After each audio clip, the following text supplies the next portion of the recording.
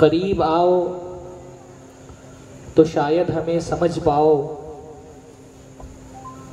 करीब आओ तो शायद हमें समझ पाओ, ये फासले तो गलत फहमियाँ बढ़ाते हैं। सबसे पहले अल्लाह ताला का शुक्र व एहसान है कि अल्लाह रब्बुल आलमीन ने इस बाबरकत मजलिस में हम सबको जमा होने की तौफीक अता फ़रमाई है। अल्लाह ताला इस मजलिस को हमारे लिए हमारे ईमान में ज़्यादती, हमारे इल्म में इजाफ़े और हमारे किरदार में इस्लाह का ज़रिया बनाए। और अल्लाह रब्बुल आलमीन इस मजलिस को हम अहले दीन, अहले इस्लाम और तमाम मुसलमानों के लिए इत्तेहाद का ज़रिया बनाए, आपस में दूरियां ख़त्म करने का ज़रिया बनाए, एक दूसरे के साथ गलत फहमियों को मिटाने वाली मजलिस अल्लाह ताला इस मजलिस को बना दे। जैसा कि आपने नाज़िम मोहतरम से मेरा उन्वान सुना कि आज के इस खिताब में मुझे गुफ्तगू करनी है इस मौजू पर कि अहले हदीस के बारे में लोगों के दिलो दिमाग में क्या शुकूक व शुबहात पाए जाते हैं, क्या गलत फहमियाँ उनके दिलों में पाई जाती हैं, किस तरह के इल्ज़ामात वो अपनी ज़बान से अहले हदीस पर लगाते हैं और इन इल्ज़ामात से अहले हदीस किस तरह बरी हैं। इंशाअल्लाह ताला इस मौजू पर आज मुझे गुफ्तगू करनी है। और मैं अपने शेर का अपनी इस खिताब का आगाज़ एक शेर से किया मैंने, करीब आओ तो शायद हमें समझ पाओ। बेशतर जो गलतफहमियाँ लोगों के जहन में है वो इसलिए है कि वो हमारे बारे में हमसे सुनने की बजाय हमारे मुखालिफिन से सुनते हैं और जो सुनते हैं उसको यकीन करके बैठ जाते हैं। बेशतर गलतफहमियाँ जो लोगों के जहन में अहले हदीस जमात के बारे में पाई जाती हैं उसकी बुनियादी वजह यह है कि लोग हमारी क्या दावत है, हमारी क्या तारीख़ है, हमारा क्या अक़ीदा है, हमारा मनहजो मसलक क्या है, ये हमसे नहीं सुनते, ये हमारे मुखालिफिन से सुनते हैं। और ये मुखालिफिन हमारे बारे में झूठ कहते हैं, लोग इस झूठ पर यकीन करके बैठ जाते हैं। कुरान मजीद में अल्लाह ताला ने एक मुस्लिम फर्द के बारे में भी उसूल बयान किया है, इन जाअकुम फासिकुम बिनबइन फतबय्यनू, जब तुम्हारे पास कोई फासिक कोई खबर लेकर के आए तो तुम तहकीक कर लो। अगर कोई छोटी सी खबर जिसका ताल्लुक एक मुसलमान की इज्जत से है, एक फर्द की इज्जत से है, तो अल्लाह ताला ने अहले ईमान को हुक्म दिया है कि तहकीक करो और तहकीक करने के बाद किसी नतीजे पर पहुंचो, तहकीक से पहले रद्द अमल मत शुरू कर दो। अगर एक फर्द और एक इंसान के बारे में शरीयत ने उसूल दिया है कि बगैर तहकीक के उसके बारे में कोई बात कबूल नहीं करनी चाहिए, तो एक पूरी जमात के बारे में ये उसूल और ज़्यादा अप्लाई होता है कि अहले हदीस के बारे में अगर कोई कुछ बात आपसे कह रहा है तो पहले अहले हदीस से आकर के तहकीक करें, उससे पूछें, उससे मालूम करें और अगर फिर वो बात सही निकलती है तो उस पर यकीन करें और झूठी निकलती है तो ऐसी बेहुदा बेबुनियाद बातों को रद्द कर दें। बहुत अफसोस के साथ ये कहना पड़ता है, मुल्क भर में हमारा ये तजर्बा होता है और आप में से भी बहुत सारे लोगों को ये तजर्बा हुआ होगा कि दूर दूर से आपने जो हमारे बारे में बातें सुनी, जब आप करीब आए तो इंशाअल्लाह ताला आपने हमको वैसा नहीं पाया जैसा हमको बताया गया था। अभी हमारे शेख अंसार साहब बता रहे थे कि दो तीन दिन पहले की बात है, उनकी मस्जिद में माइक का सिस्टम लगा तो उन्होंने माइक पर एक नात पढ़ी, तो कुछ लोगों ने उनसे आकर के कहा कि आप लोग नात कैसे पढ़ सकते हैं, आप तो रसूलुल्लाह को मानते ही नहीं, आप रसूलुल्लाह को मानते ही नहीं, आप कैसे नात पढ़ रहे हैं। लोगों के जहन में अहले हदीस से दूर करने के लिए ऐसा ऐसा जहर और ऐसा ऐसा बुग़्ज़ रख दिया गया है जिसकी कोई बुनियाद ही नहीं है। वल्लाही वो जमात जो जमात अपनी निस्बत भी हिंदुस्तान की किसी शहर के बजाय रसूलुल्लाह की हदीस की तरफ करती हो, उस जमात के बारे में ये बात कहना कि वो रसूल को नहीं मानती है।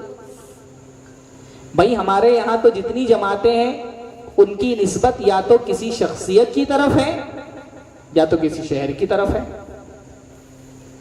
हिंदुस्तान में जितनी मशहूर जमातें हैं या तो उनकी निस्बत किसी उम्मती की तरफ है, हनफी, शाफई, मालिकी, हम्बली, इमाम मालिक, इमाम अहमद इब्न हम्बल, या हिंदुस्तान की किसी शहर की तरफ है। दो बड़ी जमातें हैं जिनकी निस्बत हिंदुस्तान के यूपी के 2 शहरों की तरफ है और हिंदुस्तान की 2 सबसे बड़ी जमातें।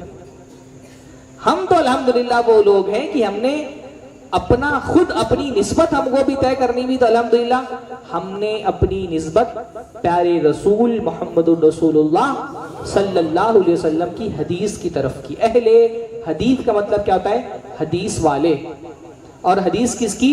प्यारे नबी मोहम्मदुर रसूलुल्लाह सल्लल्लाहु अलैहि वसल्लम की। हम अपने आप को अहले हदीस कहते हैं, लोग हमको वहाबी कहते हैं। हाँ भाई, आप हमको चाहे वहाबी कह लें, हम तो अपने आप को वहाबी नहीं कहते, लेकिन अगर कोई वहाबी हमको कहता है तो हम कहते हैं ठीक है, वहाब तो अल्लाह ताला का नाम है। तो आपने भी अगर हमारी निस्बत चुनी तो अल्लाह ताला के नाम की तरफ चुनी। हम इससे भी खुश हैं कि आप हमको वहाबी कह दें तो हमारी निस्बत अल्लाह ताला की तरफ है। हम अपने आप को अहले हदीस कहें तो हमारी निस्बत प्यारे नबी मोहम्मद रसूलुल्लाह सल्लल्लाहु अलैहि वसल्लम की तरफ है।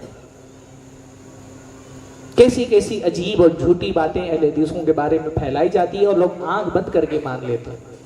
हालांकि अल्लाह ने कुरान मजीद में फरमाया, इज्तनिबू कसीरम मिनद्दन इन्न बअदद्दन्नि इस्मुन, बहुत ज्यादा बदगुमानी करने से बचो क्योंकि बाज बदगुमानियां गुनाह के दर्जे में होती हैं। और ये बहुत बड़ी बदगुमानी है कि एक इतनी बड़ी जमात की तरफ जिनकी इतनी बड़ी तारीख है, उसको पढ़े बगैर, उसकी दावत को जाने बगैर, उससे उसका अकीदा पूछे बगैर, झूठे लोगों की खबरों को बुनियाद बना करके उस पर कोई ठप्पा लगा दिया जाए। अहले हदीस कौन है भाई? अहले हदीस वो हैं, अहले हदीस की अगर कोई पहचान बताना चाहे तो अहले हदीस की 2 पहचान है, 2 इम्तियाजात हैं, 2 खुसूसियात है अहले हदीस की। पहली खुसूसियत है अहले हदीस की तौहीद और दूसरी खुसूसियत है अहले हदीस की इत्तिबा। अहले हदीस की 2 खुसूसियात हैं, उसका जो पूरा मनहज है, अहले हदीस की जो पूरी दावत है, इस दावत की जो बुनियाद है वो क्या है? तौहीद और इत्तिबा। ये तौहीद की दलील क्या है? ला इलाहा इल्लल्लाह। और इत्तिबा की दलील क्या है? मोहम्मदुर रसूलुल्लाह। हमारी दावत वो है जो उस कलमे में है जो कलमा पढ़ करके इंसान इस्लाम कबूल करता है। अहले हदीस की दावत ला इलाहा इल्लल्लाह की दावत है, अहले हदीस की दावत मोहम्मदुर रसूलुल्लाह की दावत है। अहले हदीस की दावत है कि इबादत अल्लाह के अलावा किसी और की नहीं, इबादत का मुस्तहिक सिर्फ अल्लाह है, दुआएं सिर्फ अल्लाह से की जाएं, फरियादें अल्लाह से मांगी जाएं, सजदा अल्लाह के सामने किया जाए, मुश्किलों में अल्लाह को याद किया जाए, झोली अल्लाह के सामने फैलाई जाए। अल्लाह है जो रिस्क देता है, अल्लाह है जो औलाद देता है, अल्लाह है जो बीमारों को शिफा देता है, अल्लाह है जो फकीरों को गनी कर देता है। जिंदगी और मौत अल्लाह ताला के हाथ में है, वो सारी कायनात पर कुदरत रखने वाला है, वो अकेला आलिमुल गैब है, वो दूर करीब से अपने बंदों की दुआएं सुनता है, मुसीबतों को दूर करता है, फरियाद करने वालों की फरियादों को पूरा करता है।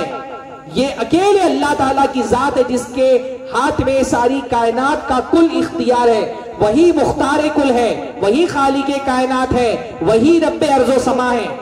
ये हमारी दावत है। क्या प्रॉब्लम है इस दावत में? ये हमारा जुर्म है कि हम अल्लाह के अलावा किसी और के सामने सर नहीं झुकाते। ये हमारा गुनाह है कि अल्लाह के अलावा किसी और के सामने फरियाद नहीं करते। इस पर अल्लाह ताला क़यामत के दिन हमारी पकड़ करेगा कि हमने अपनी मुश्किलों में फला वली को, फला पीर को, फला फकीर को, फला बाबे को क्यों नहीं पुकारा था, इस पर हमारी पकड़ करेगा अल्लाह ताला क़यामत के दिन। अहले हदीस तो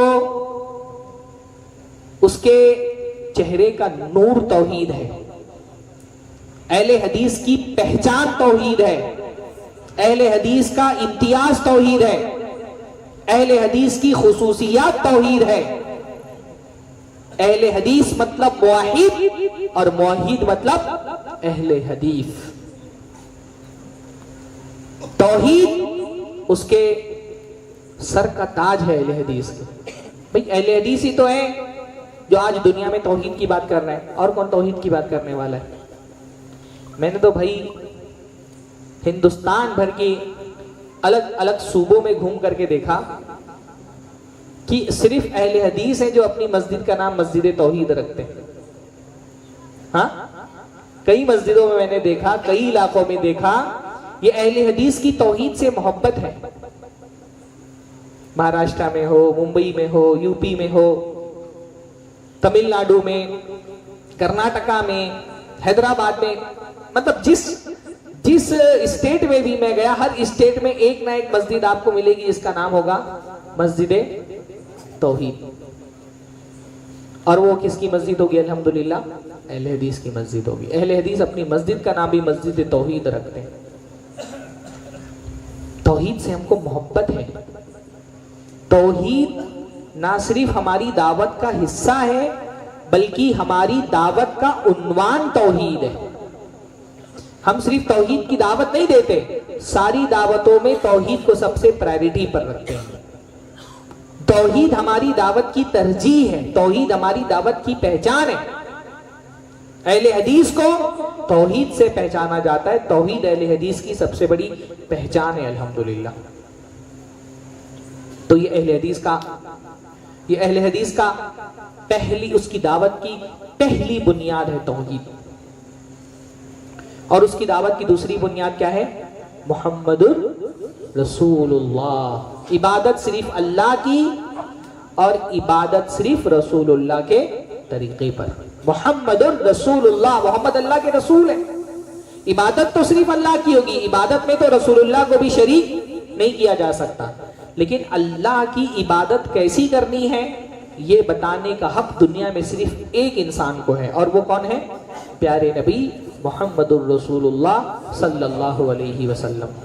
अल्लाह के रसूल बताएंगे अल्लाह की इबादत कैसी करनी है। अल्लाह की इबादत कैसे करनी है, कब करनी है, कितनी करनी है, किस जिन्स से करनी है, किस कैफियत में करनी है, ये सारी तफसीलात कौन बताएगा? प्यारे नबी मुहम्मदुर रसूलुल्लाह सल्लल्लाहु अलैहि वसल्लम। मुहम्मदुर रसूलुल्लाह। दीन में हमको रसूल से ना खुद आगे बढ़ना है, न किसी और को रसूल से आगे बढ़ाना है। इत्तिबा का आसान सा मफहूम क्या है? इत्तिबाए रसूल। अल्लाह ताला ने फरमाया कुल इन कुंतुम तुहिब्बूनल्लाह फत्तबिऊनी युहब्बुकुमुल्लाह। अल्लाह के नबी सल्लल्लाहु अलैहि वसल्लम आप इनको बता दें, अगर तुमको अल्लाह से सच्ची मोहब्बत है, फत्तबिऊनी युहब्बुकुमुल्लाह, तो तुम मेरे पीछे आओ। अल्लाह ताला तक जाने का रास्ता सिर्फ एक है। वो किसका रास्ता है? प्यारे नबी मुहम्मदुर रसूलुल्लाह सल्लल्लाहु अलैहि वसल्लम का रास्ता है। अल्लाह ताला तक पहुंचना चाहते हो, तुमको कोई रसूलुल्लाह तक कोई तुमको अल्लाह ताला तक नहीं पहुंचा सकता सिवाय प्यारे नबी मुहम्मदुर रसूलुल्लाह सल्लल्लाहु अलैहि वसल्लम के। कुल इन कुंतुम तुहिब्बूनल्लाह फत्तबिऊनी। ऐ नबी इनसे कह दीजिए, अगर तुमको अल्लाह ताला से मोहब्बत है, फत्तबिऊनी, तो मुझे फॉलो करो, मेरे पीछे चलो, ना मेरे अलावा किसी और शख्सियत के पीछे चलो, ना मुझसे आगे बढ़ने की कोशिश करो। अल्लाह ने कुरान मजीद में फरमाया, या अय्युहल्लज़ीना आमनू ला तुक़द्दिमू बैना यदैहिल्लाहि व रसूलिही। ऐ लोगों जो ईमान लाए हो, अल्लाह और उसके रसूल से आगे मत बढ़ो। इसलिए अहले हदीस इत्तिबा करता है, और क्योंकि वो इत्तिबा करता है तो ना वो दीन में किसी की तकलीद करता है, ना दीन में किसी तरह की बिदअत को दाखिल होने की इजाजत देता है। इत्तिबा का तकाजा क्या है कि अल्लाह के रसूल सल्लल्लाहु अलैहि वसल्लम की इताअत की जाए और अल्लाह के रसूल के मुकाबले में किसी की तकलीद ना की जाए और दीन में किसी तरह की बिदअत ईजाद ना की जाए। तकलीद करने वाला क्या करता है? तकलीद करने वाला रसूलुल्लाह के ऊपर अपने इमाम को रख देता है और बिदअत करने वाला रसूलुल्लाह से ज्यादा अपनी ख्वाहिशात की पैरवी करता है। इत्तिबा का तकाजा यह है कि अल्लाह के अलावा अल्लाह की इबादत की जाए और इस इबादत में रसूलुल्लाह की इताअत की जाए। तो क्योंकि हम रसूलुल्लाह की इत्तिबा करने वाले हैं तो हम दो काम नहीं करते। क्या नहीं करते? बिदअत नहीं करते और तकलीद नहीं करते। बिदअत क्या है? अपनी बात पर रसूलुल्लाह की बात को मुकद्दम, रसूलुल्लाह की बात पर अपनी बात को मुकद्दम करना, रसूलुल्लाह से आगे बढ़ना। बिदअती का प्रॉब्लम क्या होता है? बिदअती रसूलुल्लाह से आगे बढ़ने की कोशिश करता है। रसूल ने इतना किया, मैं इससे ज्यादा करूंगा। रसूलुल्लाह सल्लल्लाहु अलैहि वसल्लम ने सालाना कितनी ईदें मनाई? हाँ, ईद उल फितर और ईद उल अजहा। बिदअती कहते हैं नहीं, मुझे रसूलुल्लाह से ज्यादा करना है, मैं 3 ईद मनाऊंगा, मैं 4 ईद मनाऊंगा, मैं 5 ईद मनाऊंगा। हम क्योंकि रसूलुल्लाह की इत्तिबा करने वाले, हम क्या कहते हैं? नहीं, जहां रसूलुल्लाह ने रोक दिया वहीं रुक जाओ, आगे मत बढ़ो। जैसे सहाबे किराम थे। हाँ, हजरत अब्दुल्लाह इब्ने उमर, सुनन तिरमिजी की रिवायत है, उनके पास एक आदमी आया और उसको छींक आई। छींक आई तो उसने कहा अल्हम्दुलिल्लाह वस्सलामु अला रसूलिल्लाह। छींक आई तो क्या कहा? अल्हम्दुलिल्लाह वस्सलामु अला रसूलिल्लाह। अल्हम्दुलिल्लाह, सारी तारीफ अल्लाह के लिए है। वस्सलामु अला रसूलिल्लाह, और रसूलुल्लाह पर सलामती हो। कितनी प्यारी बात कही थी उसने। अब्दुल्लाह इब्ने उमर ने कहा ठीक है, मैं भी कहता हूं अल्हम्दुलिल्लाह वस्सलामु अला रसूलिल्लाह। ये जुमला गलत नहीं है, जुमला सही है, बात सही है, इस बात में कोई खराबी और नुक्स नहीं है। सारी तारीफें अल्लाह के लिए और बिलाशुबा रसूलुल्लाह पर सलामती होनी चाहिए। लेकिन ये जो मकाम, जिस मकाम पर तुमने ये दुआ पढ़ी है, ये कलमा पढ़ा है, ये सही नहीं है। अल्लाह के रसूल ने हमको छींकते वक्त अल्हम्दुलिल्लाह और वस्सलामु अला रसूलिल्लाह कहना नहीं सिखाया है। अल्लाह के रसूल ने हमको सिखाया है कि जब छींक आए तो हम कहें अल्हम्दुलिल्लाह अला कुल्ली हाल। तो जो रसूलुल्लाह ने सिखाया है उतना करो, ये अहले हदीस की पहचान है। लोग हमसे कहते हैं ना कि हमारे यहाँ मस्जिदों में नमाज के बाद वो जो खास तरह से दरूद पढ़ने का एक तरीका ईजाद कर लिया गया, हमारी मस्जिदों में नहीं पढ़ा जाता। लोग कहते हैं देखो ये दरूद के मुखालिफ है। सुभान अल्लाह, कोई मुसलमान दरूद का मुखालिफ कैसे हो सकता है? हम ये कहते हैं नबी पर दरूद कैसे भेजना है, ये भी रसूलुल्लाह हमको सिखा करके गए। तो नबी पर दरूद वैसा भेजा जाए जैसा रसूलुल्लाह ने सिखाया है कि दरूद भेजा जाए। और रसूलुल्लाह ने हमको सिखाया कि जब नमाज में हम तशहुद में बैठे तो दरूद पढ़ें, और उस दरूद का कलमा भी हमने दुनिया में नहीं गढ़ा। हम दरूद का कलमा भी अपनी तरफ से नहीं करते। ये कलमा दरूद का भी हमको किसने सिखाया है? प्यारे नबी मुहम्मदुर रसूलुल्लाह सल्लल्लाहु अलैहि वसल्लम ने सिखाया। हम नबी पर दरूद भी वैसा पढ़ते हैं जैसा नबी ने दरूद पढ़ना सिखाया है। अल्लाहुम्मा सल्ली अला मुहम्मद व अला आलि मुहम्मद कमा सल्लैता अला इब्राहीम व अला आलि इब्राहीम इन्नका हमीदुम मजीद। अल्लाहुम्मा बारिक अला मुहम्मद व अला आलि मुहम्मद कमा बारकता अला इब्राहीम व अला आलि इब्राहीम इन्नका हमीदुम मजीद। जैसा नबी ने सिखाया। नबी से ज्यादा कोई दीनदार नहीं हो सकता है। बिदअती को लगता है मैं कुछ ऐसा करूं जो नबी ने भी ना किया हो, नबी से आगे बढ़ करके कुछ करूं। नबी से ज्यादा दीनदार कोई नहीं हो सकता। एक मरतबा बाद सहाबा अल्लाह के नबी सल्लल्लाहु अलैहि वसल्लम की बीवियों के पास आए और कहा अल्लाह के नबी सल्लल्लाहु अलैहि वसल्लम क्या इबादतें करते हैं दिन रात में? तो बीवियों ने बताया अल्लाह के रसूल सल्लल्लाहु अलैहि वसल्लम रात में कुछ हिस्सा सोते हैं और कुछ देर नमाज पढ़ते हैं, और अल्लाह के नबी सल्लल्लाहु अलैहि वसल्लम किसी दिन रोजा रखते हैं, किसी दिन रोजा नहीं रखते, और जो भी मामूलात है अल्लाह के नबी की वो जिक्र किए। तो वो जो सहाबा थे उनको लगा शायद अल्लाह के नबी कम अमल करते हैं, कअन्नहुम तुक़ालूहा। सहाबा को लगा कि लगता है अल्लाह के नबी कम अमल करते हैं, क्योंकि अल्लाह के नबी तो बख्शे बख्शाए हैं, आपके लिए जन्नत पहले से फिक्स है, आपके सारे गुनाह माफ हैं, तो अल्लाह के नबी को ज्यादा इबादत करने की जरूरत नहीं है। उनको लगा नबी कम करते हैं, तो उन्होंने सोचा चलो हम नबी से ज्यादा करते हैं।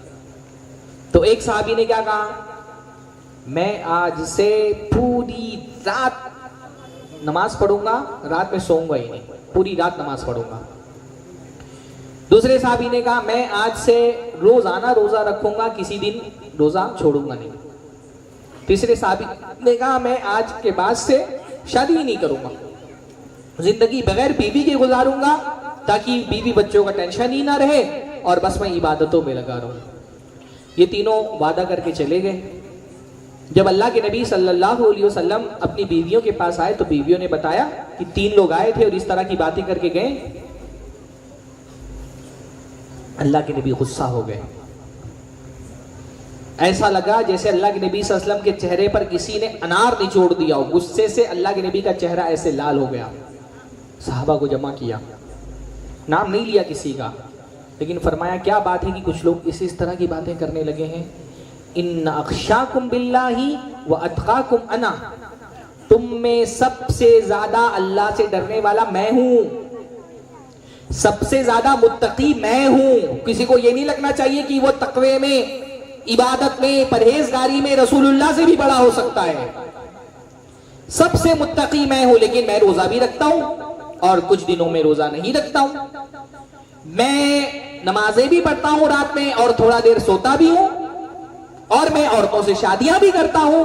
फमन रग़िबा अन सुन्नती फलैसा मिन्नी, तो जो मेरी सुन्नत छोड़ दे वो मेरे तरीके पर नहीं है। हम भी अल्लाह के रसूल सल्लल्लाहु अलैहि वसल्लम की इस हदीस पर ईमान रखते हैं कि नबी से बड़ा मुत्तकी इस दुनिया के अंदर कोई पैदा नहीं हो सकता। तो अगर अल्लाह ताला तक पहुंचना है तो नबी को ओवरटेक नहीं करना है, नबी को फॉलो करना है। बिदअती क्या करता है, वो अल्लाह के रसूल को ओवरटेक करने की कोशिश करता है। ऐसा करो जो रसूलुल्लाह ने भी ना किया हो। वो इसलिए दीन के अंदर नई नई चीजें ऐड करता है। अल्लाह के रसूल ने हमको क्या सिखाया, अजान में दरूद कब पढ़ना है, अजान खत्म होने के बाद। बिदअती को लगता है कि बार चलो मैं एक और बढ़ा देता हूं, अजान से पहले भी दरूद पढ़े, अजान से पहले भी दरूद पढ़ना शुरू कर देता है। अल्लाह के रसूल सल्लल्लाहु अलैहि वसल्लम ने हमको सिखाया बिस्मिल्लाह करके वुजू शुरू करना है और वुजू खत्म होने के बाद वुजू की दुआ पढ़नी है। बाज़ बिदअतियों को मैंने देखा, वो सोचते उनको लगता है तो शुरू और आखिर में बस, बीच में तो कोई दुआ ही नहीं है, तो उन्होंने वुजू के बीच में भी अस्कार कर लिया। वुजू के बीच में चेहरा धोने, कुल्ली करने, इसके दरमियान भी उन्होंने अस्कार कर लिया। नबी ने 2 ईदें बताई तो बिदअती को लगता है नहीं 2 ईद काफी नहीं है, 3-4 ईदें बना लो। नबी ने जितनी नमाजें बनाई बिदअती को लगता है इतनी नमाजें काफी नहीं है, तो उसने नई नमाजें ईजाद कर ली। अभी जल्दी मैंने किताब पढ़ी सलाते गौसिया के नाम से। भाई अल्लाह के रसूल ने 5 वक्त की फर्ज नमाजें बताई हैं, उसके साथ सुन्नतें मुक्कदा बता दी हैं, तहज्जुद की नमाज बताई है, इशराक की नमाज बताई है, मुतलक नफिल नमाजें आप कभी भी पढ़ सकते हैं। क्या अल्लाह के नबी सल्लल्लाहु अलैहि वसल्लम की बताई हुई नमाजें हमारे लिए काफी नहीं है? बिदअती का प्रॉब्लम यह है कि उसको ये लगता है कि रसूलुल्लाह का लाया हुआ दीन हमारे लिए काफी नहीं है, हमको नई नई चीजों की जरूरत है। नई नमाज इजाद कर ली, क्या नाम है उसका, सलाते गौसिया, और उसको निस्बत कर दी शाह अब्दुल कादिर जिलानी रहमहुल्लाह की तरफ। शाह अब्दुल कादिर जिलानी इस तरह की खुराफात से बरी हैं, उनके बारे में हम सोच नहीं सकते कि वो अपनी तरफ से कोई इबादत इजाद करने वाले हो। अजीब तरीका, 2 रकात नमाज पढ़नी पता नहीं किस तरीके से, और उसके बाद 10 कदम या 9 कदम चलने हैं शिमाल की तरफ, बगदाद की तरफ। अरे भाई अल्लाह ताला ने हमारा किबला काबा को बनाया है, हाँ, और इसमें क्या है, बगदाद की तरफ चेहरा करना है और उसके बाद हाथ उठा करके शाह अब्दुल कादिर जिलानी से नौज़ुबिल्लाह मदद मांगनी, और उसका नाम क्या रख दिया, सलाते गौसिया। शाह अब्दुल कादिर जिलानी रहमहुल्लाह इतनी प्यारी शख्सियत है। मैं शेख से कहूंगा कभी यहाँ पर आना हो तो आप उनकी सीरत और उनका मनहज बयान करें क्या था। कितना खुराफात उनके नाम पे होता है। आजकल हमारे मुंबई में एक नई ईद जेरे तामीर एक नई ईद, और उस ईद का नाम है ईद गौसिया। अब तक तो 3 ईदें होती थी, 4 ईदें होती थी, अब एक और नई ईद इजाद की जा रही है, उसका नाम है ईद गौसिया। क्या है भाई? ये अल्लाह ताला का दीन है कि खिलवाड़ है? कि जब आपकी मर्जी में आएगा आप नई ईद इजाद कर देंगे, जब आपकी मर्जी में आएगा आप नई नमाज इजाद कर देंगे, जब आपकी मर्जी में आएगा कोई नया जिक्र इजाद कर देंगे। हर मौके पर कभी मेराज की रात में तो कभी शबे बारात में ऐसे पर्चे तकसीम होते हैं, फला जिक्र कर लो इतने शहीदों का सवाब, फला नमाज पढ़ लो इतने हज का सवाब। ऐसा लगता है कि कुछ मौलवियों को अल्लाह ताला ने एजेंसी दे दी है सवाब की कि तुम बांटो, तुम्हारे अख्तियार में बांटो शहीदों का सवाब, हज का सवाब। हम ये नहीं करते। ये स्टेज जो है ना अहले हदीस का, पूरी दुनिया में तमाम मसालिक के मुकाबले में सबसे मोतबर, सबसे मुस्तनद, सबसे ज्यादा तहकीकी बात करने वाला स्टेज है अल्हम्दुलिल्लाह। मैं यहां बैठ करके कोई बात करता, मुझे यह एहसास होता है कि एक हवाला भी अगर गलत निकला तो नीचे उतरूंगा तो पब्लिक मुझे छोड़ेगी नहीं।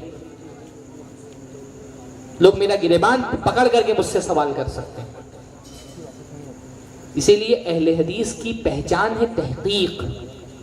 अहले हदीस को अगर उसको पहचाना जाता है ना तो अहले हदीस की पहचान है दलील। अहले हदीस वो हैं जो दलील देते हैं, अहले हदीस वो हैं जो दलील मांगते हैं, अहले हदीस वो हैं जो लोगों को दलील देना और दलील मांगना सिखाते हैं। हमारी दावत अगर एक जुमले में, एक लफ्ज में हमारी दावत बयान करनी हो तो अहले हदीस की दावत क्या है? तहकीक की दावत है कि बात करो तो दलील दो, बात सुनो तो दलील मांगो। हमने अल्हम्दुलिल्लाह दलील देना और दलील मांगना सिखाया है लोगों को। आज से 15-20 साल पीछे जाएंगे ना, हमने दावत के मैदान में वो दौर देखा है जब दलील मांगी जाती थी तो लोग कहते थे दलील तो जलील मांगता है। हमारे साथ अपना जाती तजुर्बा है। हमने दावत के मैदान में वो मरहला भी देखा है जब दलील मांगी जाती थी तो लोग कहते थे तेरे बाप की क्या दलील है। आज अल्हम्दुलिल्लाह हम इस मरहले पर लोगों को लेकर के आए हैं कि कल जो दलील का ताना हमको देते थे आज गलत ही सही लेकिन दलील देने पर मजबूर हैं। हमने सिखाया है लोगों को दलील देना। कल तक जो हनफी नमाज और शाफी नमाज लिखते थे आज वो नमाजें पैगंबर लिख रहे हैं, और ये अहले हदीसों की मेहनत का नतीजा है अल्हम्दुलिल्लाह। तो हमारी पहचान है इत्तिबा, इसलिए हम बिदअत नहीं करते, और हमारी पहचान है इत्तिबा, इसलिए हम किसी इमाम की तकलीद नहीं करते। हम इमामों का एहतराम करते हैं। अहले हदीस पर यह इल्जाम है कि अहले हदीस इमामों को नहीं मानते। भाई तौहीद के हवाले से अहले हदीस पे लोग इल्जाम रखते हैं कि अहले हदीस औलिया को नहीं मानते, और तकलीद के हवाले से अहले हदीस पर इल्जाम लगाते हैं कि अहले हदीस इमामों को नहीं मानते। हम क्योंकि तौहीद की दावत देते हैं तो हमसे कहा जाता है ये औलिया को नहीं मानते, और हम क्योंकि रसूलुल्लाह की इत्तिबा की दावत देते हैं तो हमसे कहा जाता है ये अइम्मा को नहीं मानते। और ये दोनों बातें झूठी हैं। भाई हम औलिया को नहीं मानते, हमसे कहा जाता है हम बुजुर्गों को नहीं मानते। भाई हम तो वो लोग हैं जो सबसे ज्यादा बुजुर्गों की इज्जत करते हैं, बल्कि हम तो अपनी निस्बत बुजुर्गों ही की तरफ करते हैं। हमारे नामों में से एक नाम है सलफी, और सलफी का मतलब क्या होता है भाई? सलफी का मतलब होता है बुजुर्गों को मानने वाला। सलफ किसको कहा जाता है? हाँ, सलफ का मतलब ही होता है इस उम्मत के, सलफ का मतलब होता है उम्मत के बुजुर्ग, और सलफी मतलब क्या होता है? बुजुर्गों को मानने वाला। पर हमारे यहां बुजुर्गों का जो कॉन्सेप्ट है वो ये नहीं है कि पिछले 100, 150, 200, 300 साल में जो बड़ी शख्सियतें गुजरी वही दीन के बुजुर्ग हैं। इस दीन के सबसे पहले बुजुर्ग कौन है? बोलिए। अल्लाह के नबी मोहम्मद रसूलुल्लाह सल्लल्लाहु अलैहि वसल्लम के सहाबा। सबसे बड़े वली कौन है? अल्लाह के नबी मोहम्मद रसूलुल्लाह सल्लल्लाहु अलैहि वसल्लम के सहाबा, तो हमसे ज्यादा बुजुर्गों को कौन मानने वाला है? हम तो अपने आप को कहते ही है बुजुर्गों वाले, सलफी, बुजुर्गों को मानने वाले। हमारा तो अकीदा है इत्तिबाउल कुरानी व सुन्ना अला फहमी सलफिल उम्मा। कुरान और सुन्नत की इत्तिबा करना है, और कुरान और सुन्नत की इत्तिबा कैसी करनी है? जैसे उम्मत के सलफ ने कुरान और सुन्नत की इत्तिबा की है, जैसे ये बुजुर्ग सहाबा ने कुरान और सुन्नत को माना, उनके अकीदे को इख्तियार करना, उनके दीन के रास्ते पर चलना। अहले हदीस की दावत एक जुमले में बयान करनी हो तो यह है कि उस दीन की तरफ आ जाओ जो सहाबा का दीन था। हर तरह की मिलावट से पाक, हर तरह की बिदअतों से आजाद, खालिस, प्योर अगर कोई दीन था तो वो दीन किसका था? अल्लाह के नबी मोहम्मदुर रसूलुल्लाह सल्लल्लाहु अलैहि वसल्लम के सहाबा का दीन था। हम तो लोगों को सहाबा के दीन की तरफ बुलाते हैं। हम तो बार बार ये कहते हैं अपना अकीदा लाओ तुम, और हम लाएंगे अपना अकीदा, और इस अकीदे को रसूलुल्लाह के सहाबा के तराजू पर तौल लेते हैं। जो अकीदा सहाबा से सही निकलेगा तुम भी मानना, हम भी मान लेंगे, और जो अकीदा गलत निकलेगा तुम भी छोड़ देना, हम भी छोड़ देंगे। इख्तिलाफ, ये भी हम पर ये भी इल्जाम लगाया जाता है कि हम सहाबा को नहीं मानते। हम तो दावत देते हैं, हम दावत देते हैं लोगों को, हम सहाबा को नहीं मानते, हम तो सहाबा की तरफ बुलाने वाले लोग हैं। हम तो कहते हैं अल्लाह के नबी सल्लल्लाहु अलैहि वसल्लम ने इख्तिलाफ के मौके पर इन सहाबा को मेयार बनाया था, मीजान बनाया था। ये सहाबा तराजू हैं हक का। अल्लाह के नबी ने फरमाया था जब उम्मत 73 फिरकों में तकसीम हो जाएगी और एक फिरका सिर्फ जन्नत में जाएगा, और उस फिरके की अलामत क्या बताई थी? मा अना अलैहि व अस्हाबी, जिस पर मैं हूं और मेरे सहाबा हैं। तो रसूलुल्लाह सल्लल्लाहु अलैहि वसल्लम ने सहाबा को हक का मीजान बनाया है, हक का तराजू है। क्या खरा है, क्या खोटा है, क्या हक है, क्या बातिल है, ये अगर जानना हो तो सहाबा को देखो। हम तो लोगों को बुलाते हैं आओ अपना अकीदा, अपना मसलक, अपनी इबादतें, अपने नजरियात, अपना दीन इस तराजू पे लाके तौलो, सहाबा के तराजू पर। अकीदे में हमारे दरमियान जो इख्तिलाफ है आओ सहाबा से पूछ लेते हैं। आप कहते हो अल्लाह ताला हर जगह है, अहले हदीस क्या कहता है? बेटा अल्लाह कहाँ है? सुनो, अल्लाह कहाँ है? देखो हमारे छोटे से बच्चे को भी पता है कि अल्लाह ताला कहाँ है। अल्लाह कहाँ है? अर्श पे। और अर्श कहाँ है? ऊपर, 7 आसमानों के ऊपर। हमारा आपका इख्तिलाफ है ना। आप कहते हैं अल्लाह हर जगह है, हम कहते हैं कि अल्लाह ताला कहाँ है? 7 आसमानों के ऊपर अल्लाह का अर्श है, उस अर्श के ऊपर अल्लाह है। आओ चलो सहाबा को बीच में रखते हैं, उनके आसार, उनके अक़वाल, उनका अकीदा हदीस की किताबों में मौजूद है, तौल लेते हैं।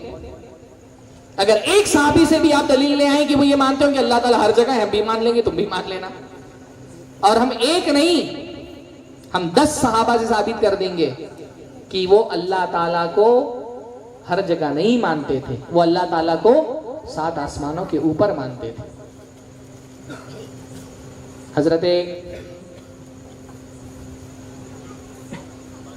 ज़ैनब, अल्लाह के नबी सल्लल्लाहु अलैहि वसल्लम की बीवी, वो अपनी सौकनों से अल्लाह के नबी सल्लल्लाहु अलैहि वसल्लम की जो दूसरी बीवियां थी ना, उनसे कहा करती थी कि ज़व्वजकुन्ना अहालीकुन्ना, तुमको तो तुम्हारे घर वालों ने तुम्हारा निकाह करवाया है।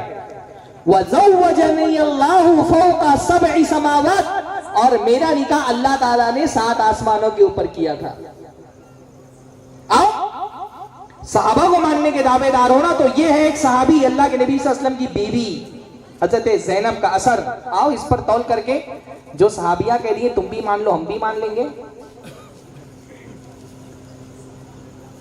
अल्लाह के नबी की चहेती बीवी हजरत आयशा वाक़े ज़िहार के मौके पे फरमाती हैं कि जब एक खातून आई दरवाजे पर अल्लाह के नबी से अपने शौहर की शिकायत लेकर के, वो क्या बोल रही थी? मैं तो नहीं सुन सकी, अल्लाह ताला ने 7 आसमानों के ऊपर से सुन लिया। बल्कि अल्लाह के नबी सल्लल्लाहु अलैहि वसल्लम के सामने एक मामूली सी लौंडी, जिनको उनके मालिक ने एक तमाचा मार दिया था, और अल्लाह के नबी सल्लल्लाहु अलैहि वसल्लम ने उनको बहुत डराया, तो उस लौंडी को अल्लाह के नबी सल्लल्लाहु अलैहि वसल्लम, उन्होंने कहा मैं आज़ाद करना चाहता हूँ। उस लौंडी को अल्लाह के नबी के सामने हाजिर किया गया।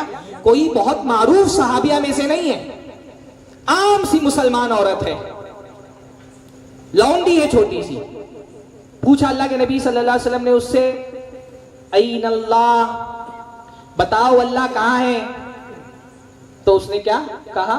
हुआ फिस समा, अल्लाह ताला ऊपर है, आसमानों के ऊपर, बुलंदी पर है अल्लाह ताला। अल्लाह के नबी ने पूछा मन अना, मैं कौन हूं? कहा अंता रसूलुल्लाह, आप अल्लाह के रसूल हैं। अल्लाह के नबी फरमाया इसको आजाद कर दो, ये ईमान वाली है। ईमान की हालत में रसूलुल्लाह को देखा तो वो सहाबियां हो गई। तो आप हमसे कहते हैं हम सहाबा को नहीं मानते, हम आपसे कहते हैं आओ चलो साथ में बैठते हैं, सहाबा से ही अपने मसले हल करा लेते हैं। हमारा ये अकीदा है, हमारा ये ईमान है।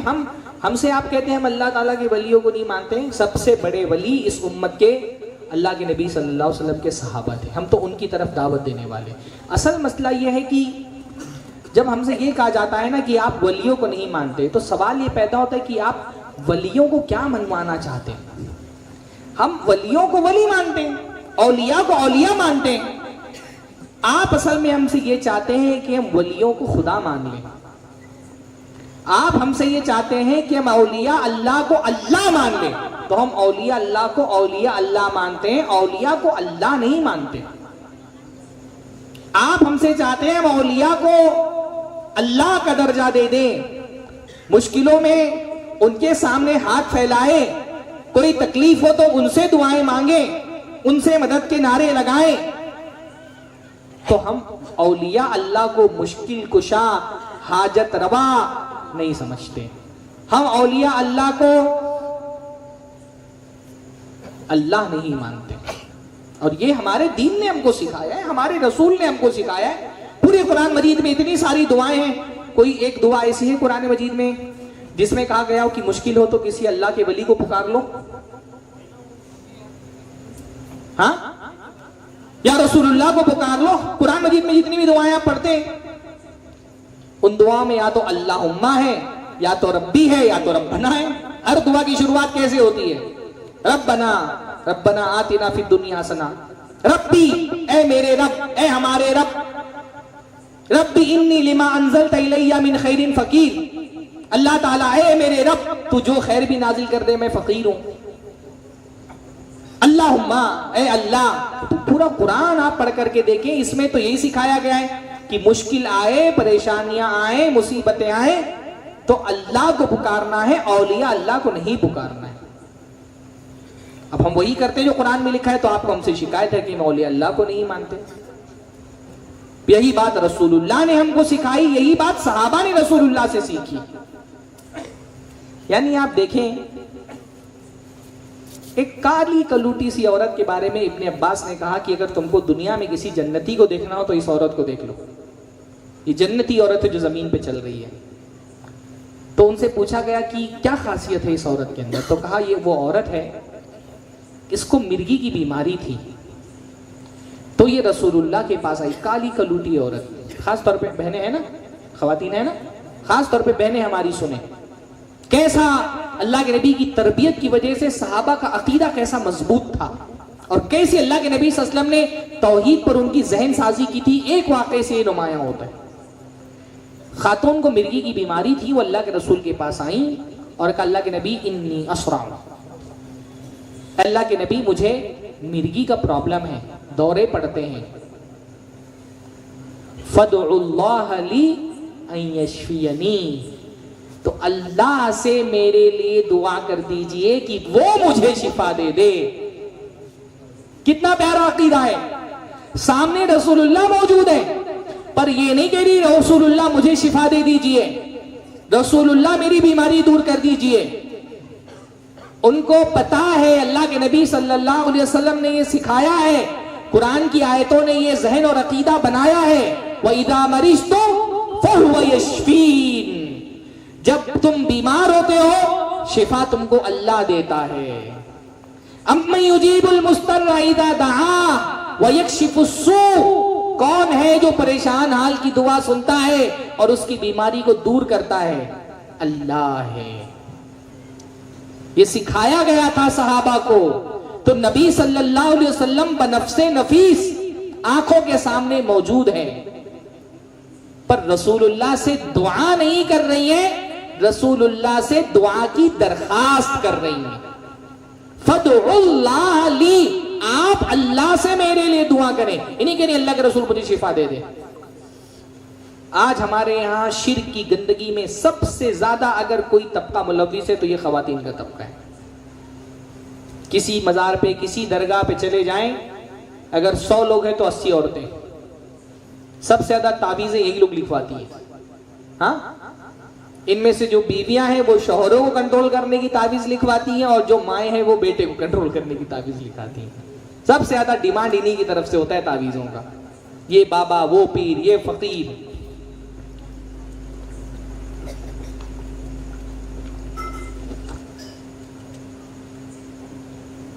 देखिए अल्लाह के रसूल सल्लल्लाहु अलैहि वसल्लम ने कैसा अपने सहाबा का जहन बनाया था। रसूलुल्लाह सामने मौजूद है, पर उनको पता है कि दुआ रसूलुल्लाह से नहीं करनी है, अल्लाह ताला से करनी है। तो दुआ कर रही है कि अल्लाह ताला से मेरे लिए दुआ कर दे कि अल्लाह रब्बुल आलमीन मुझे शिफा दे दे। अल्लाह के रसूल ने कहा, दुआ करना आना चाहती हो, मैं कर दूंगा दुआ, और दुआ कर दूंगा तो शिफा भी मिल जाएगी। वला इन सबरती फलकिल जन्ना, लेकिन अगर सब्र कर लोगी तो अल्लाह ताला तुमको जन्नत अता फरमा देगा। देखिए कितना प्यारा जहन था। आखिरत की फिक्र कैसी मौजूद थी।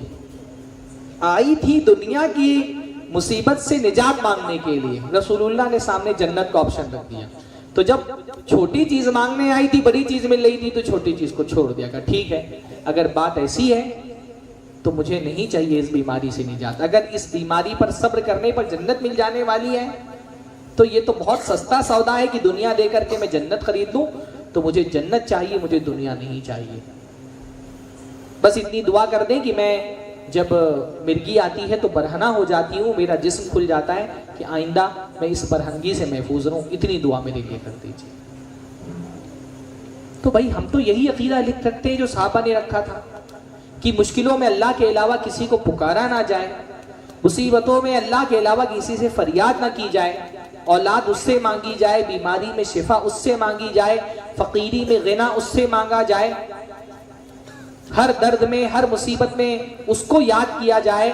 वही मुश्किल कुशा है, वही हाजत रवा है, वही गौसे आजम है, वही देने वाला है, उसी ने सब कुछ अता किया है, और मिलने के बाद उसी का शुक्रिया अदा करना है।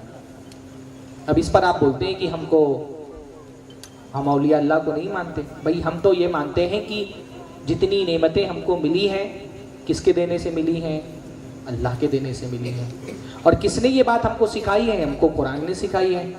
वमा बिकुम मिन नेमतिन फमिन अल्लाह, तुमको जो भी नेमत मिली है अल्लाह ताला के देने से मिली है।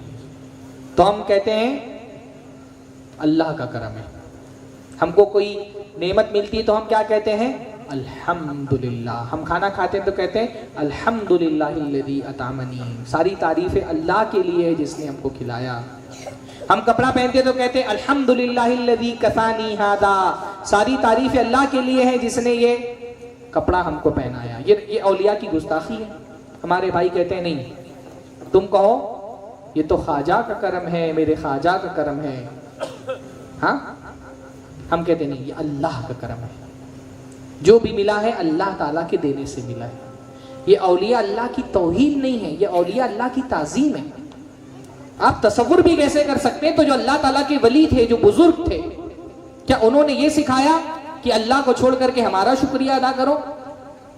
क्या शाह अब्दुल कादिर जिलानी ये सिखा करके गए हैं कि मुश्किलों में अल्लाह के बजाय मुझे पुकारो, परेशानियों में अल्लाह के बजाय मुझसे दुआएं करो, मेरे दर पर साकर के सर झुकाओ, मुझसे आकर के फरियादें करो? ये सिखा करके गए शाह अब्दुल कादिर जिलानी, या उनसे पहले आने वाले या उनके बाद आने वाले? वली की सबसे बड़ी पहचान क्या होती है? एक वली की भी सबसे बड़ी पहचान होती है तौहीद। वली की पहचान ये नहीं कि वो आसमानों में उड़ता है या वो पानी के ऊपर चलता है। वली की पहचान है शरीयत की इत्तिबा, वली की पहचान है तौहीद, सबसे बड़ा वली दुनिया के अंदर वो है जो अल्लाह के अलावा किसी और की इबादत नहीं करता। तो हम तौहीद की बात करते हैं तो हमारे भाई नाराज हो जाते हैं कि आप तो वलियों को नहीं मानते। भाई हम ही तो हैं जो वलियों को मानने वाले हैं। हम वलियों को वली मानते हैं, हम वलियों को अल्लाह नहीं मानते। उनको हाजत रवा, उनको मुश्किल कुशा नहीं मानते, क्योंकि कुरान मजीद में अल्लाह ताला ने बार बार यही बात बताई है कि जब भी इंसान किसी मुसीबत का शिकार होता है, अल्लाह है जो उसको मुसीबत से निकालता है, अल्लाह है जो उसकी परेशानी हल करता है। 10 आयतें कुरान मजीद की मौजूद है। मैं किन किन सी आयतें आपके सामने पढ़ूंगा। तो हम जब तौहीद की बात करते हैं तो लोग कहते हैं कि तुम वलियों को नहीं मानते, और जब हम इत्तिबा की बात करते हैं, हम कहते हैं कि हम तकलीद नहीं करेंगे, तो लोग कहते हैं आप अइम्मा को नहीं मानते, आप इमामों को क्यों नहीं मानते। अहले हदीसों पे ये बहुत बड़ा इल्जाम है कि अहले हदीस इमामों को नहीं मानते। भाई यहाँ भी यही मसला है कि आप इमामों को क्या मनवाना चाहते हैं। हम इमामों को इमाम मानते हैं, आप चाहते हैं कि हम इमामों को नबी का दर्जा दे दें। हम इमामों को नबी नहीं मानते, हम इमामों को इमाम मानते हैं। बल्कि हम ही तो हैं जो इमामों को मानते हैं, हमारे अलावा कौन है जो इमामों को मानता है। भाई हम तो इमाम शाफई को भी मानते हैं, अहमद इब्न हंबल को भी मानते हैं, इमाम अबू हनीफा को भी मानते हैं, इमाम मालिक को भी मानते हैं। हाँ, हम तो सारे इमाम को मानते हैं। मुकल्लिद का प्रॉब्लम है कि वो सिर्फ एक इमाम को, मुकल्लिद इमामों को नहीं मानता, मुकल्लिद एक इमाम को मानता है बस, जिसका वो मुकल्लिद है। अगर वो हनफी है तो वो सिर्फ इमाम अबू हनीफा को मानता है, वो इमाम शाफी को नहीं मानता, वो अहमद इब्न हंबल को नहीं मानता, वो इमाम मालिक को नहीं मानता। वो सिर्फ अपने इमाम, मालिकी है तो सिर्फ इमाम मालिक को मानेगा, हंबली है तो सिर्फ इमाम अहमद इब्न हंबल को मानता है। हम ही वो लोग हैं भाई कि अगर दलील के मुआफिक इमाम मालिक की बात है तो उनकी बात ले लेते हैं, दलील के मुआफिक इमाम शाफी की बात है तो उनकी ले लेते हैं, और दलील के मुआफिक अगर अहमद इब्न हंबल की बात है तो वो ले लेते हैं, और दलील के मुआफिक अगर इमाम अबू हनीफा की बात है तो वो ले लेते हैं। और अगर चारों की बातें दलील के खिलाफ हो, हमारे इमाम के खिलाफ अगर किसी की भी बात जाए तो हम किसी इमाम की बात नहीं मानते। अगर हमारे इमाम के खिलाफ कोई इमाम बोले तब हम नहीं मानते। और हमारा इमाम कौन है? प्यारे नबी मुहम्मदुर रसूलुल्लाह सल्लल्लाहु अलैहि वसल्लम। हम सारे इमामों को मानते हैं, लेकिन मुहम्मदुर रसूलुल्लाह सल्लल्लाहु अलैहि वसल्लम के बाद हम सबको मानते हैं, मगर मुस्तफा के बाद। हमारा इमाम कौन है? कितनी बड़ी बात है। अच्छा, लोग ये भी कहते हैं ना कि अहले हदीस अंग्रेजों के बाद, अंग्रेजों की पैदावार है, अंग्रेजों से पहले इनका कोई वजूद नहीं है। अरे भाई, कुछ नहीं तो कम से कम तफसीर इब्ने कसीर ही उठा करके पढ़ लो। तफसीर इब्ने कसीर में कुरान की जो आयत है, यौम नदउ कुल्ला उनासिन बिइमामिहिम, कि क़यामत के दिन हम तमाम लोगों को उनके इमामों से पुकारेंगे, इमामों का नाम लेकर के पुकारा जाएगा, हर जमाअत को उनके इमाम के नाम से पुकारा जाएगा। इस आयत की तफसीर में हाफिज इब्ने कसीर रहमहुल्लाह लिखते हैं कि वहादा अकबर शरफिन लि अहलिल हदीस, इस आयत में अहले हदीस के लिए सबसे बड़ा शर्फ है। अहले हदीस की फजीलत इस आयत के अंदर बयान हुई है, लिअन्न इमामुहुमुन नबी, क्योंकि उनका इमाम अल्लाह के नबी सल्लल्लाहु अलैहि वसल्लम है। इब्ने कसीर ही उठा करके देख लो। अब क्या इब्ने कसीर अंग्रेजों की पैदावार है? हाँ, या अगर इब्ने कसीर नहीं हो तुम्हारे पास, तो जिनको आप गौसे आजम कहते हैं, शाह अब्दुल कादिर जिलानी रहमहुल्लाह, गुनियतुत तालिबीन उठा करके देखें, ये भी देखें कि उन्होंने हनफियों को किस कैटेगरी में रखा है, और ये भी देखें कि उन्होंने अहले हदीस को किस कैटेगरी में रखा है। हाँ, बाकायदा शाह अब्दुल कादिर जिलानी रहमहुल्लाह ने लिखा, इन्न मिन अलामाति अहलिल बिदई, बिदअती लोगों की अलामत यह है कि वो अहलुल असर का नाम बिगाड़ते। अहलुल असर, असर हदीस को ही कहा जाता है ना। अहले हदीस के बहुत सारे नाम में से एक नाम अहलुल असर भी है, असरी भी कहते हैं वो अपने आप को। कहते हैं कि अहले बिदअत की अलामत अलबकियतु फी अहलिल असर, कि वो गीबत करते हैं, चुगली करते हैं अहलुल असर की, अहले हदीस की। फिर अलग अलग बिदअतियों को बताया कि वो अहलुल हदीस को किन किन नामों से पुकारते हैं। कोई उनको हशविया कहता है, कोई उनको मुजस्समा कहता है, कोई उनको नासबी कहता है। इनके अलग अलग नाम उन्होंने गढ़ लिए हैं और फरमाते हैं कि अहले सुन्नत का, हालांकि अहले सुन्नत का एक ही नाम है और इसके अलावा कोई नाम नहीं। वो नाम क्या है? अस्हाबुल हदीस, अहले हदीस। साहिब और अहले की माना में आता है। तो क्या शाह अब्दुल कादिर जिलानी अंग्रेजों के जमाने के थे? तो अपनी किताब में लिख करके गए कि अहले सुन्नत का एक ही नाम है और वो क्या है? अस्हाबुल हदीस।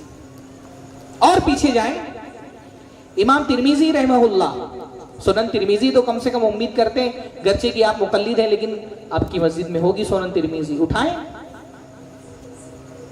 अल्लाह के नबी की एक हदीस बयान करते हुए इमाम तिरमिजी फरमाते हैं, अल्लाह के नबी ने फरमाया, एक उम्मत, इस उम्मत के अंदर एक जमाअत हमेशा हक पर कायम रहेगी, ला यदुर्रुहुम मन खज़लहुम, और कोई उनको नुकसान नहीं पहुंचा पाएगा जो उनसे दुश्मनी करने वाला हो। एक जमात हमेशा हक पर कायम रहेगी, मंसूरीन, अल्लाह ताला उसकी मदद करता रहेगा। इमाम तिरमिजी कहते हैं कि मेरे उस्ताज मोहम्मद बिन इस्माइल, कौन है ये? इमाम बुखारी। इमाम बुखारी कौन है? इमाम तिरमिजी के उस्ताज हैं। इमाम तिरमिजी कहते हैं कि मेरे उस्ताज मोहम्मद बिन इस्माइल ने बयान किया मुझसे कि उन्होंने अपने उस्ताद अली इब्नुल मदीनी से सुना।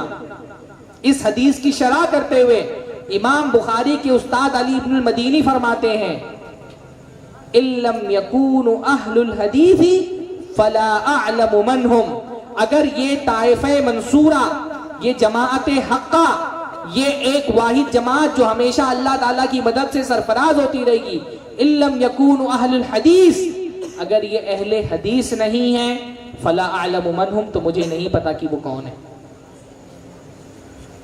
तो इमाम तिरमिजी के अंग्रेजों के दौर की पैदावार थे।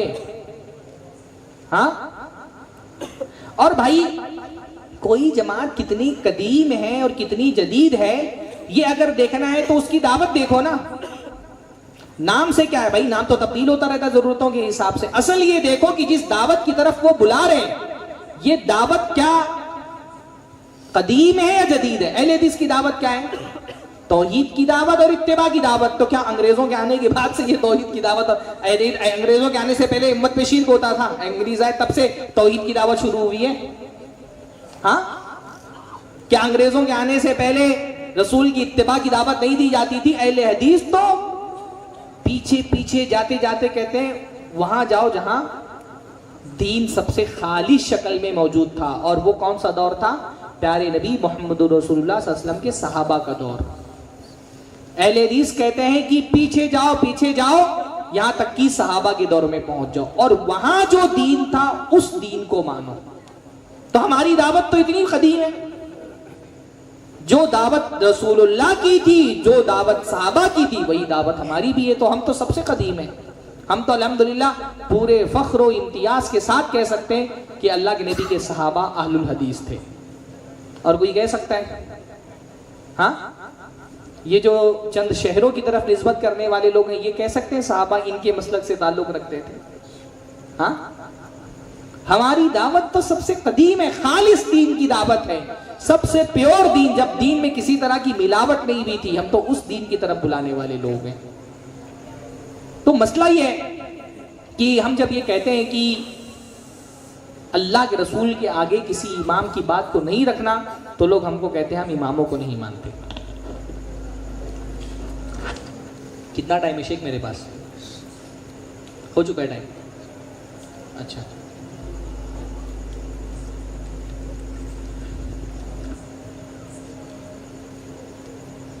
हम इमामों को भी मानते हैं, हम इमामों की भी मानते हैं।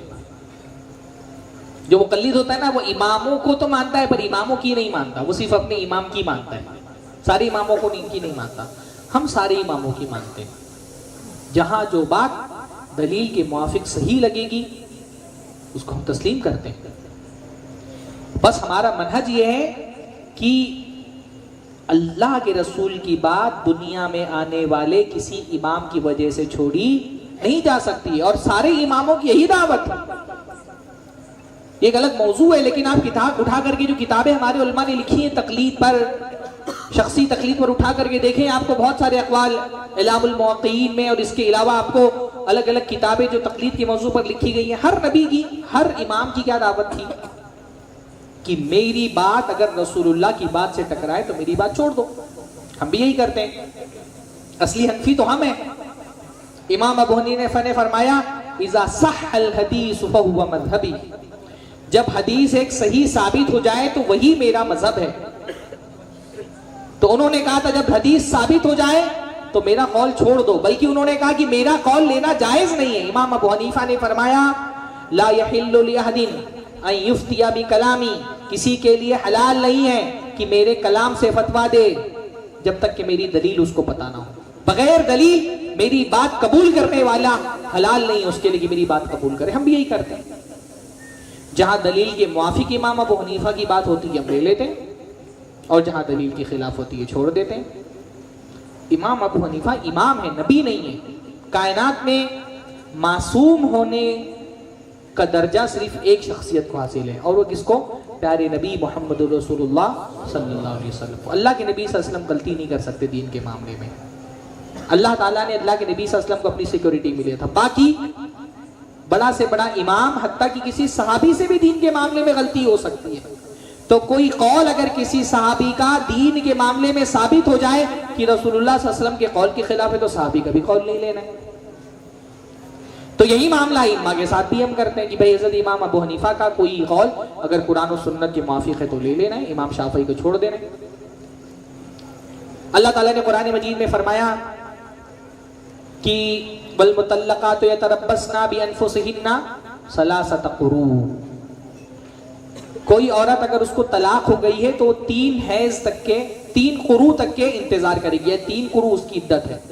कुरू का लफ्ज आया है, और इमाम हनीफा कहते हैं कुरू से मुराद क्या है यहाँ पर? हैज। और इमाम शाफई कहते हैं कुरू से मुराद यहाँ पर क्या है? तोहर। ये फर्क है, ये हनफी और शाफई फिक में फर्क है। अहनाफ के यहाँ तलाक देने के बाद पहला हैज, दूसरा हैज, तीसरे हैज के खत्म होने तक के वो औरत एक इंसान की निकाह में रहती है, और तीसरा हैज खत्म होने से पहले वो रुजू कर सकता है। जब तक तीसरे हैज से पाक ना हो जाए एक इंसान के पास अपने तलाक से रुजू करने का इख्तियार होता है। इमाम हनीफा कहते हैं यहाँ कुरू से मुराद हैज है। इमाम शाफई कहते हैं नहीं, कुरू से मुराद यहाँ पर तहारत है। तो इमाम शाफई के हिसाब से एक हैज आएगा, दूसरा हैज आएगा, जैसे ही तीसरा हैज आएगा औरत अपने शौहर के लिए हराम हो जाएगी, अब उसको रुजू नहीं कर सकता। यानी इमाम शाफई के यहाँ तीसरे हैज में रुजू नहीं कर सकता, और इमाम अबू हनीफा के यहाँ तीसरे हैज में रुजू कर सकता है। दोनों के दरमियान इख्तिलाफ हुआ। हमने देखा कि अल्लाह के नबी सल्लल्लाहु अलैहि वसल्लम ने कुरू का लफ्ज हैज के लिए इस्तेमाल किया है। नबी सल्लल्लाहु अलैहि वसल्लम ने फरमाया दइस सलात अय्याम अक़राइक, अपने कुरू के दिनों में नमाज मत पढ़ो। तो हमको नबी की हदीस से दलील मिल गई कि कुरू से मुराद हैज होता है। हमने इमाम शाफई का कौल पूरे एहतराम के साथ छोड़ दिया और इमाम अबू हनीफा का कौल कबूल कर लिया, क्योंकि उनका कौल हदीस के मुआफिक है। एक मिसाल बता रहा हूं मैं आपको कि हम जब इमाम हनीफा का कौल दलील के मुताबिक था, उनका कौल ले लिया। और कभी ऐसा भी हो सकता है कि किसी मसले में इमाम शाफई का कौल दलील के मुआफिक हो। असर की नमाज कब पढ़नी है? पूरी उम्मत का इत्तेफाक है इस बात पर कि असर की नमाज का वक्त उस वक्त शुरू होता है जब किसी चीज का साया एक मिसल के बराबर हो जाए, एक मिसल हो जाए। असर की नमाज कब शुरू होती है?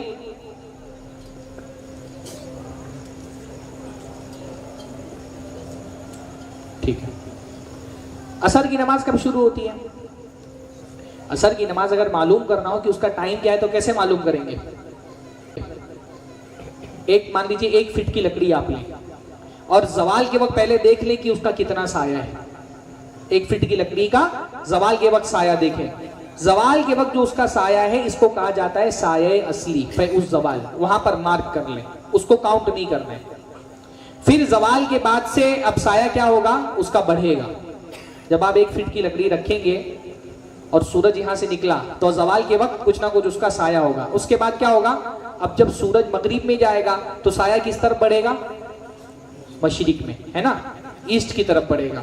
तो एक जवाल के वक्त मान लीजिए कि इतना साया था आधा फीट का, और उसके बाद साया बढ़ करके 1 फीट और आगे बढ़ गया, 1.5 फीट साया हो गया। तो 1 फीट जो साया बढ़ा ना, चीजों का साया उसके बराबर हो जाए, वहां से क्या होता है? असर की नमाज का वक्त शुरू हो जाता है, ज़ोहर की नमाज का वक्त खत्म हो जाता है।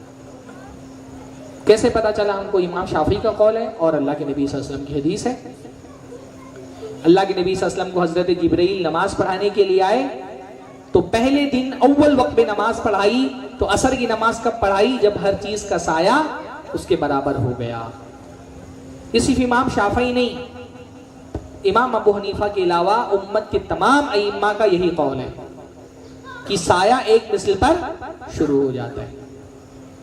सारी उम्मत के लोगों का यही कौल है। हत्ता कि इमाम अबू हनीफा के 2 बड़े शागिर्द हैं, मोहम्मद बिन हसन अश-शैबानी और इमाम अबू यूसुफ, उन्होंने भी यही कहा है कि एक साया के वक्त जब साया एक मिसल हो जाए तो असर का वक्त शुरू हो जाता है। इमाम अबू हनीफा की राय इसके अलावा वो कहते नहीं, साया 2 मिसल हो जाए, डबल हो जाएगा, तब असर का वक्त शुरू होगा। इसलिए तमाम मसलक के लोग 1 मिसल पर असर की अजान पहले देते हैं और हनफी मसलक में असर की नमाज 2 मिसल पर दी, अजान 2 मिसल पर दी जाती है। अब जब इमाम अबू हनीफा का उम्मत की दूसरे इमाम से इख्तिलाफ हुआ, तो मैं किस बात का पाबंद हूं? मैं सिर्फ इसलिए इमाम अबू हनीफा का कौल ले लूं कि मैं हनफी हूं, जबकि मेरे सामने सही सरी हदीस अल्लाह के रसूल की मौजूद है कि असर की नमाज का वक्त 1 मिसल पर शुरू होता है और ज़ोहर की नमाज का वक्त 1 मिसल पर खत्म हो जाता है। जब नबी की हदीस आ गई तो सारे अइम्मा का कौल क्योंकि नबी की हदीस के मुआफिक था, तो हमने पूरे एहतराम के साथ इमाम अबू हनीफा का कौल छोड़ दिया और उम्मत के दूसरे अइम्मा का कौल ले लिया। हमारे लिए इमाम का कौल अहम नहीं है, इमाम की दलील अहम है। हम ये नहीं देखते कि कौल किसका है, हम ये देखते हैं कि ये कौल उन्होंने क्यों इख्तियार किया है, इसकी दलील क्या है। हम अइम्मा को रसूलुल्लाह पर पेश करते हैं। जिस इमाम का कौल रसूलुल्लाह के मुआफिक है ले लेते हैं, और जिस इमाम का कौल रसूलुल्लाह के खिलाफ है उसको छोड़ देते हैं। तकलीद करने वाले क्या करते हैं? अपने रसूल की हदीसों को इमाम के कौल पर पेश करते हैं।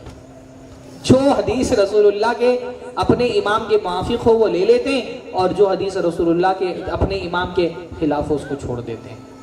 तो ये तो अगर आप अपने इमाम के लिए रसूलुल्लाह को छोड़ सकते हैं, तो हम रसूलुल्लाह के लिए आपके इमाम को क्यों नहीं छोड़ सकते?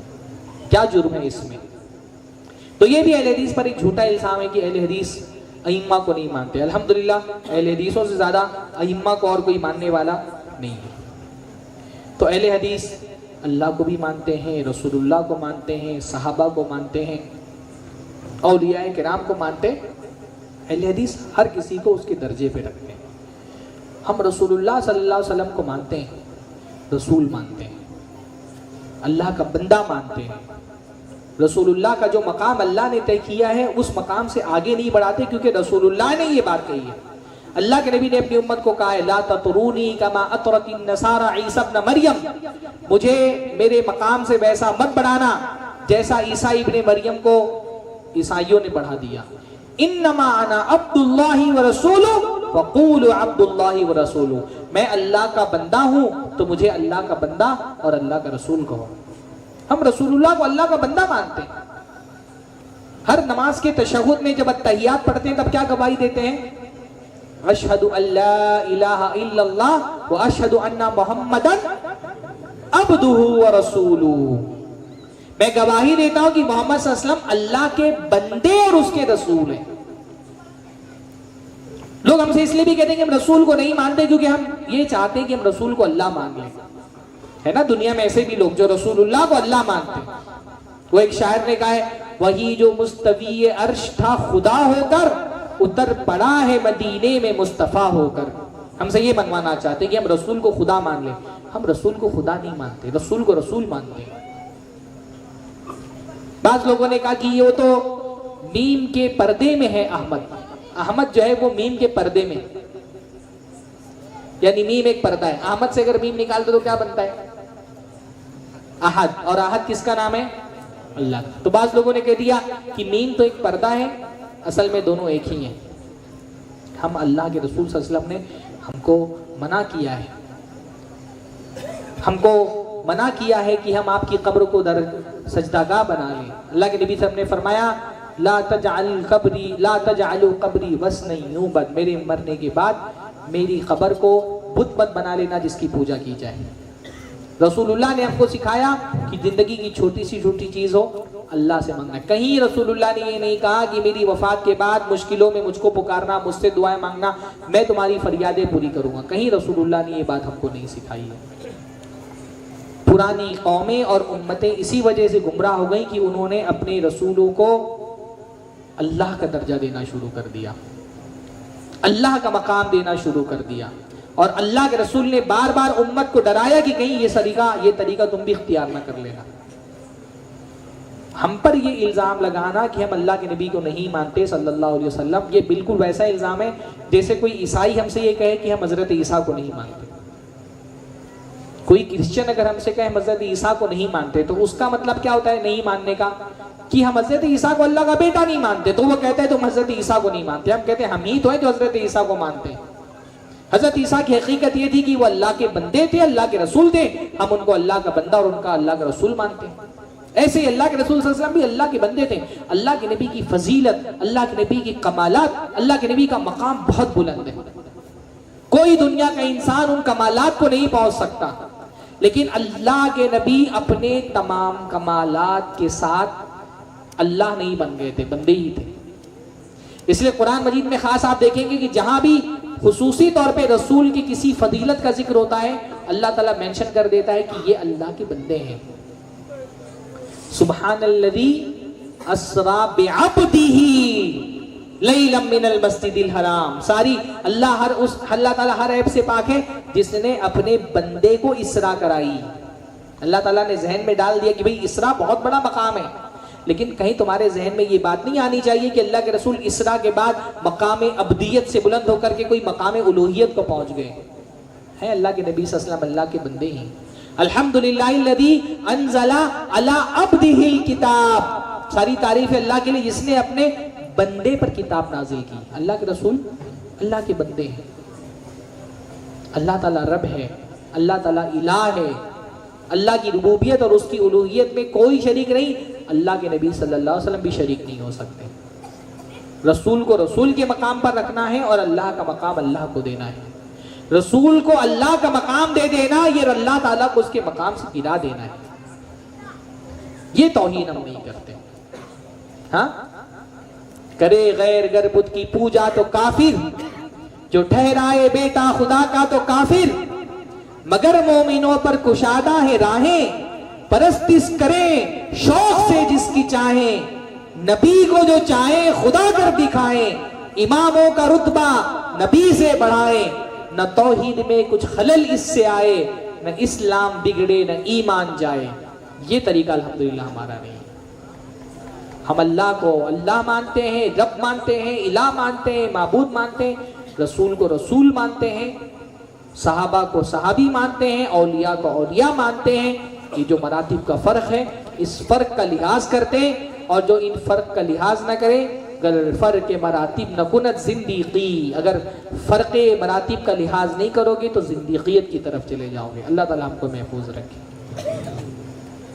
तो ये तो छोटा सा खिताब था। जो अब आप सुन रहे हो उनसे मैं गुजारिश करूँगा, कोई आपके जहन में गलत फहमी हो, आप आए हमारे साथ बैठे, मुनाजरे वाला माहौल मत बनाए।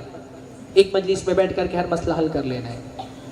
तहकीक का मिजाज लेकर के आए, हमसे पूछें, सवाल करें। अहले हदीस दलील का मुत्तबे, दलील लाए, अहले हदीस अपने सर झुका देता है। दलील उसके सामने आ जाए, वो अपना सर तस्लीम खम कर देता है। दलील दे, दलील मांगे और बैठ करके मसले को हल करने की कोशिश करें। यहाँ जो हमारे अहले इल्म हैं, यहाँ मस्जिद के इमाम हैं, उलमाए किराम हैं, उनसे मिलें। उनसे नहीं आपका मसला हल हो रहा है, किबार उलमा से हमारे मिलें। ऑफलाइन नहीं मिल सकते हैं, ऑनलाइन हमसे मुलाकात करें। अल्हम्दुलिल्लाह i+ TV पर हमारे प्रोग्राम चलते हैं, मंगल को, बुध को, हम अपना लिंक दे करके बैठते हैं कि भाई ये लिंक है हमारा, आओ हमसे बैठ करके जिस मसले पर गुफ्तगू करना है गुफ्तगू करो। आप सवाल करोगे हम जवाब देंगे, हमको जवाब नहीं पता होगा तहकीक करके बताएंगे। हम कोई इस बात के दावेदार नहीं कि हम इल्म कुल्ली है, हर चीज हमको पता है। मुमकिन है हमसे कोई चीज पूछी जाए हमारे इल्म में ना हो, नहीं इल्म में होगा तहकीक करके बताएंगे। हम तहकीक की दावत देते हैं, हम तहकीक का रास्ता इख्तियार करते हैं। अल्लाह ताला हम सबको सही दीन का फहम हासिल करने की तौफीक नसीब फरमाए। एक तबका मुसलमानों में ऐसा भी होता है ना जिसके लिए इसको ये होता है जैसा चल रहा है चलने दो, जो बाप दादा करते आ रहे हैं करो, जो मौलवी साहब ने बयान कर दिया सही मान लो। ये सही मिजाज नहीं है। दुनिया आखिरत के मुकाबले में बहुत छोटी है। कल क़यामत की दिन अल्लाह ताला के हुजूर में जो चीज़ आपको कामयाब बनाएगी वो सही और खालिस दीन है। अगर दुनिया की एक छोटी सी चीज़ के लिए आप तहकीक करते हैं, एक आईफोन खरीदने जा रहे हैं 1 लाख 1.5 लाख का, तो 10 चीजें उसके अंदर चेक कर रहे हैं कि कहीं गलत ना निकल आए, कहीं रिफर्बिश्ड ना निकल आए, कहीं कोई फ्रॉडी ना हो, तो एक एक चीज चेक कर रहे हैं। सीरियल नंबर डाल रहे हैं तो एक एक यूट्यूब पे जा करके उसका तरीका देख रहे हैं कि कैसे कहीं फ्रॉड ना हो जाए कि आईफोन 1.5 लाख का हमारा गलत और नकली ना निकल आए। एक आईफोन 1.5 लाख का खरीदने के लिए इतनी तहकीक करते हैं, और ये दीन जो हमारी जन्नत का ज़ामीन है, ये कोई भी कुछ भी बोल देता है आप मान लेते हैं, तहकीक नहीं करते। बस उसकी दाढ़ी बड़ी और उसका जुब्बा रंगीन और उसकी सर पे मामा बड़ा होना चाहिए, बस फिर उसके बाद जो भी वो बोलेगा रसूलुल्लाह की तरफ मंसूब करके हम मान लेंगे। नहीं, तहकीक का मिजाज बनाओ। ये दीन आपको जन्नत ले जाने वाला है। तो अगर ओरिजिनलिटी की ख्वाहिश है तो सबसे ज़्यादा ये ख्वाहिश दीन के मामले में होनी चाहिए कि मैं उस ओरिजिनल और प्योर दीन की इत्तिबा करूं जो दीन हमको, मैं उस खालिस और प्योर दीन की इत्तिबा करूं जो दीन हमको जन्नत तक ले जाने वाला है। अल्लाह ताला हम सबको दीन का सही फहम अता फरमाए।